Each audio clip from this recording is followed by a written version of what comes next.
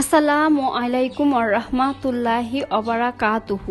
পাকশিল্পর পক্ষ থেকে আজ নিয়ে এসেছি কলার মোচার ভাজি। এভাবে কলার মোচা ভাজি করলে এক থাল গরম ভাত এমনিই মজা করে খেয়ে নেওয়া যায়। প্রথমে আমি কলার গাছ থেকে কলার মোচাটা সংগ্রহ করে নিয়েছি।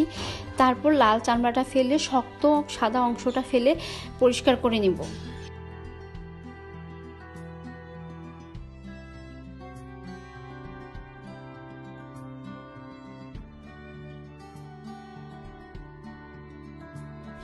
কলার মোচাটা ভালোভাবে কুটা হলে ভালোভাবে ধুয়ে সামান্য পানি দিয়ে পরিমাণ মতো লবণ এবং সামান্য হলুদ দিয়ে শুকনো শুকনো করে সিদ্ধ করে নিব।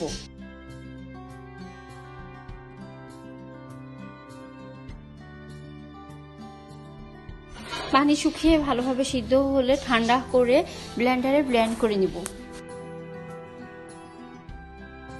এবার কলার মোচাটা ভাজি করার জন্য নিয়েছি ব্লেন্ডারে ব্লেন্ড করা কলার মোচা, পেঁয়াজ কুচি, কাঁচামরিচ কুচি, ধনেপাতা কুচি এবং একটা ডিম।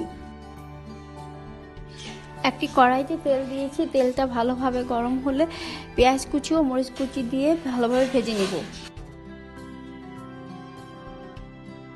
পেঁয়াজ কুচি মরিচ কুচি ভালোভাবে ভাজা হলে সামান্য আদা রসুন বাটা এবং ব্লেন্ড করা কলার মোচাটা দিয়ে ভালোভাবে ভেজে নিব।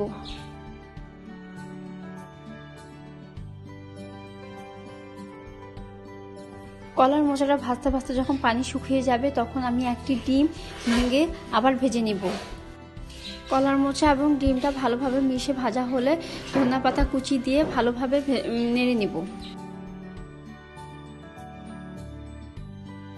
ধনেপাতা দিয়ে 5 মিনিটের মতো নাড়তে নাড়তে ধনেপাতাটা নুয়ে গেল, তৈরি হয়ে গেল আমার কলার মোচার ভর্তা। ভিডিওটি ভালো লাগলে পরবর্তী ভিডিও দেখার জন্য আমার চ্যানেলটিকে সাবস্ক্রাইব, লাইক, কমেন্ট, শেয়ার করে আমার পাশে থাকুন। আজ এই পর্যন্তই। আল্লাহ হাফেজ।